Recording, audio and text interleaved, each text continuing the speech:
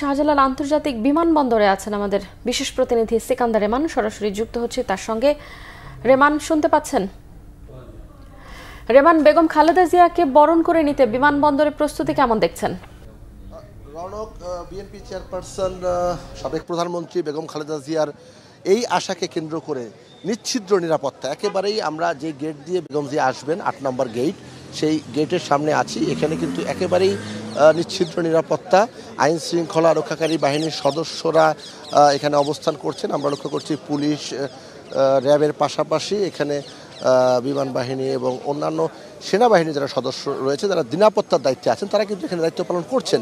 এবং এটি কিন্তু সকাল থেকে এটি রয়েছে এবং এটি যে গেটে ৮ নম্বর গেট, এটি কার্গো গেট এবং এই গেটের আশেপাশে কিন্তু প্রয়োজন ছাড়া কোনো মানুষকে ওভাবে আসতে দেওয়া হচ্ছে না এবং সর্বোচ্চ নিরাপত্তা ব্যবস্থা এখানে নেওয়া হয়েছে। এবং যেটি বিএনপির পক্ষ থেকে আমাদেরকে জানানো হয়েছে যে সকাল 10টার পরে বেগম খালেদা জিয়া এই হযরত শাহজালাল আন্তর্জাতিক বিমানবন্দরে এসে উপস্থিত হবেন এবং পুরো পথেই কিন্তু মানুষের উপচে পড়া ভিড়, এরই মধ্যে কিন্তু আমরা জানতে পেরেছি। এবং বিমানবন্দরের যেই গেট দিয়ে বেগম জিয়া বের হবে, আমি এখন এই মুহূর্তে সেই গেটের সামনে দাঁড়িয়ে আছি, ৮ নম্বর গেট, এবং এই গেটের সামনে আপনারা দেখতে পাচ্ছেন আইন শৃঙ্খলা বাহিনীর সদস্যদের উপস্থিতি। এবং আরেকটি বিষয়, কিছু কিছু নেতাকর্মী, আমি দেখানোর চেষ্টা করছি, কিছু কিছু নেতাকর্মী, কেন্দ্রীয় পর্যায়ে কিছু কিছু নেতাকর্মী এই রাস্তার দুপাশে কিন্তু এখানে খুব কম সংখ্যক নেতাকর্মী এখানে আসতে দেওয়া হয়েছে। যারা এসেছেন তারা কিন্তু এখানে আছেন, তারা বেগম জিয়ারকে স্বাগত জানানোর জন্য তারা এখানে অপেক্ষা করছেন। আমরা দেখি দু একজনের সাথে কথা বলতে পারি কিনা। এখানে সুলতান সালাউদ্দিন টুকুকে আমরা দেখতে পাচ্ছি, তিনি এখানে আছেন। আমরা তার কাছে একটু কথা বলার চেষ্টা করব। সুলতান সালাউদ্দিন টুকু, বিএনপি চেয়ারপারসন বেগম খালেদা জিয়া চিকিৎসা শেষে বাংলাদেশে ফিরছে, আপনাদের জন্য বিষয়টি কতটা আনন্দের? অবশ্যই আমাদের আনন্দের এবং উচ্ছ্বাসের বিষয়। দেশনেত্রী বেগম খালেদা জিয়া দীর্ঘদিন পরে সুস্থ হয়ে দেশে ফিরছে, গণতন্ত্রের মা, যিনি দীর্ঘ লড়াই সংগ্রাম করে এই দেশে সংসদীয় গণতন্ত্র প্রতিষ্ঠা করেছে। আগামী দিনে দেশনায়ক তারেক রহমানের নেতৃত্বে গণতান্ত্রিক যে প্রক্রিয়া, সেই প্রক্রিয়ার এক ধাপ আমরা এগিয়ে যাব ইনশাল্লাহ। আপনারা যে দাবিটি করছেন, নির্বাচনের দাবি, বেগম জিয়া আসার পরে আপনাদের সেই দাবির সপক্ষে আরও জোরদার ভূমিকা তৈরি হচ্ছে কিনা? দেশনেত্রী বেগম খালেদা জিয়া হচ্ছে গণতন্ত্রের মা, গণতান্ত্রিক কামী মানুষ। যারা এই দেশে নির্বাচন চায়, তাদের ভোটের অধিকার প্রতিষ্ঠা চায়, যারা গণতন্ত্র চায়, তাদের জন্য অত্যন্ত এটা আনন্দের বিষয় এবং গণতন্ত্র এক ধাপ এগিয়ে যাবে আল্লাহর রহমতে। এখানে আরও নেতাদের আমরা দেখতে পাচ্ছি, সবাইকে এখানে আমরা দেখতে পাচ্ছি, তারা কিন্তু মূলত রেস্ট্রিক্টেড এরিয়া, এটি রেস্ট্রিক্টেড এরিয়া, ফলে বিপুল সংখ্যক নেতাকর্মী রাস্তার বাইরে কিন্তু অবস্থান করছে। কেন্দ্রীয় নেতারা কিছু কিছু এখানে এসেছেন, তারা অবস্থান নিয়েছেন। তো যে বিষয়টা আমি বলছিলাম, এখানে নিশ্চিদ্র নিরাপত্তা ব্যবস্থা গড়ে তোলা হয়েছে আইন শৃঙ্খলা রক্ষাকারী বাহিনীর সদস্যদের পক্ষ থেকে। আর আমি আইন শৃঙ্খলা বাহিনীর সদস্যের কথা বলেছি, তারা বলেছে বেগম জিয়ার নিরাপত্তায় তারা সব ধরনের প্রস্তুতি নিয়েছে। যে বিষয়টি হয়েছে যে বেগম খালেদা জিয়া কিন্তু আসলে একদিনে তিনি গড়ে ওঠেননি। বেগম খালেদা জিয়ার একটা বর্ণাঢ্য রাজনৈতিক ইতিহাস আছে। 1981 সালের 30শে মে চট্টগ্রাম সার্কিট হাউসে কিছু বিপদগামী সেনাদের হাতে শহীদ রাষ্ট্রপতি জিয়াউর রহমান যখন শহীদ হন, এরপর বেগম খালেদা জিয়া কিন্তু 1982 সালের 2 জানুয়ারি প্রাথমিক সদস্য হন বিএনপির, এবং এরপর পরের বছর মার্চে তিনি দলটির সিনিয়র ভাইস চেয়ারম্যান হন। বিচারপতি আব্দুল সাত্তার অসুস্থ হলে 1984 সালের 12ই জানুয়ারি বেগম খালেদা জিয়াকে দলের ভারপ্রাপ্ত চেয়ারপারসন করা হয়।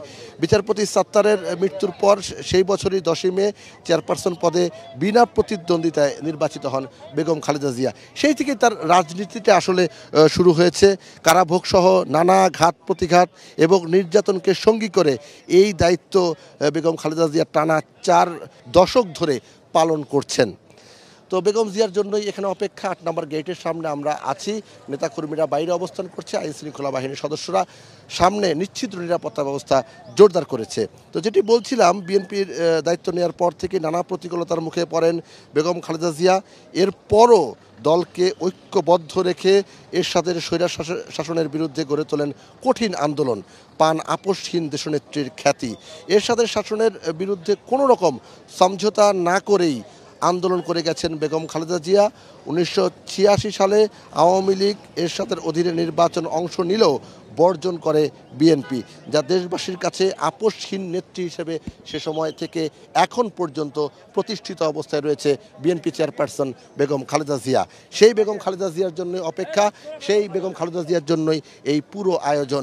এখানে যে বিষয়টি বলে রাখা ভালো, বেগম জিয়ার জন্য কিন্তু সারা দেশে দোয়া করা হয়েছে, তার সুস্থতার জন্য দোয়া করা হয়েছে এবং বেগম জিয়ার জন্য এর আগেও অর্থাৎ গত বছর 2024 সালের 5 আগস্টের আগে যখন বেগম খালেদা জিয়া খুব বেশি অসুস্থ ছিলেন, তখন কিন্তু দলের পক্ষ থেকে, পরিবারের পক্ষ থেকে, এমনকি তার চিকিৎসক প্যানেলও কিন্তু বারবার বলেছিলেন এবং তারা দরখাস্ত দিয়ে তারা বলেছিলেন যে তার চিকিৎসা দরকার, উন্নত চিকিৎসা তার দরকার, কেন তার বিদেশে ভালো একটি সেন্টারে তার চিকিৎসা দরকার। সে সময় তাকে চিকিৎসা সেবা থেকে বঞ্চিত করা হয় এবং বেগম খালেদা জিয়া সে সময় কিন্তু আসলে অসুস্থ হয়ে পড়েন এবং খুব বেশি অসুস্থ তিনি ছিলেন। যদিও রাজধানীর একটি বেসরকারি হাসপাতালে তার চিকিৎসা হয়েছে, কিন্তু এই যে যুক্তরাজ্যে গিয়ে সেখানে যে তার চিকিৎসা হলো, সেই চিকিৎসায় তিনি 4 মাস পরে যেভাবে অনেকটা সুস্থ হয়ে দেশে ফিরছেন, এটি কিন্তু আরও আগেই সম্ভব ছিল। বিগত সরকারের সময় তার অনুমতি না মেলার কারণে কিন্তু সেই চিকিৎসাটি দেওয়া সম্ভব হয়নি। এখন তার চিকিৎসা হয়েছে, তিনি দেশে ফিরছেন। তার চিকিৎসক যারা রয়েছেন, ব্যক্তিগত চিকিৎসক ডাক্তার এজেএম জাহিদ সহ চিকিৎসক প্যানেলে যারা রয়েছেন, প্রত্যেকেই কিন্তু বলছেন বেগম খালেদা জিয়া আগের চেয়ে অনেকটাই সুস্থ রয়েছেন এবং তিনি দেশে ফিরবেন। দেশে ফেরার পরে তিনি বিএনপির নেতৃত্বে যেভাবে রয়েছেন সেভাবেই থাকবেন এবং তার এই দৃঢ় নেতৃত্বে আগামী দিনে নির্বাচন এবং নির্বাচন পরবর্তী প্রতিটি কার্যক্রম বেগম জিয়ার নেতৃত্বে দুর্বার গতিতে এগিয়ে চলবে, এমনটাই বলছেন বিমানবন্দরে আসা নেতাকর্মীরা। তো এই হচ্ছে এখানকার অবস্থা। তো পরবর্তীতে বেগম খালেদা জিয়ার যখন এই এয়ারপোর্টে আসবেন, 8 নম্বর গেট দিয়ে বের হবেন, তখন কিন্তু আমরা আবারও বারবার আপনাদের সঙ্গে থাকব এবং রাজধানীর বিভিন্ন পয়েন্টে কিন্তু আমাদের সহকর্মীরা রয়েছেন। আমরা প্রতি মুহূর্তের সংবাদ আপডেট আমরা রাখবো আপনাদেরকে, আপনারা আমাদের সঙ্গেই থাকুন। রেমান, আপনাকে ধন্যবাদ।